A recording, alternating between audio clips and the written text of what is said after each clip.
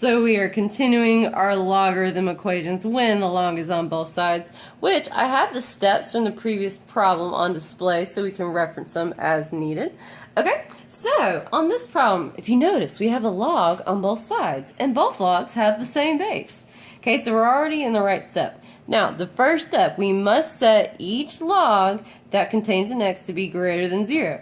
So, holy hot dog, I see one right there, x plus 1.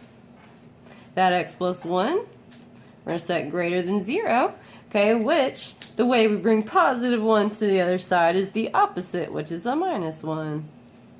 1 minus 1 is 0, and 0 minus 1 is negative 1. Alright, so I'm going to keep this in the back of my head as I'm solving. X must be greater than what we got, which is negative 1. So I'm just kind of remembering that.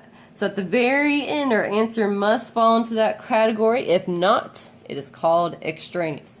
Okay, so the next step says combine the logs into one log using log properties. Well, guess what, you guys? They're already one log on both sides.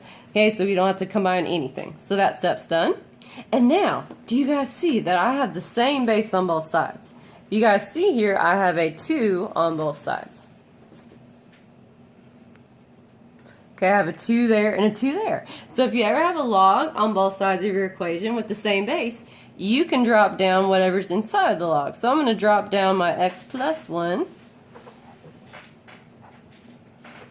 And then I'm going to drop down my 5.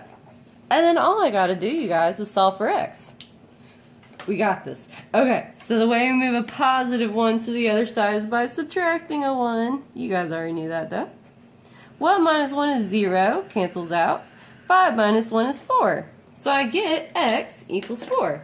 But before I can write my answer, I must go back and check in this inequality. Is 4 greater than negative 1? Yes, it is. Yay! It works. So my answer is x equals 4. Awesome job.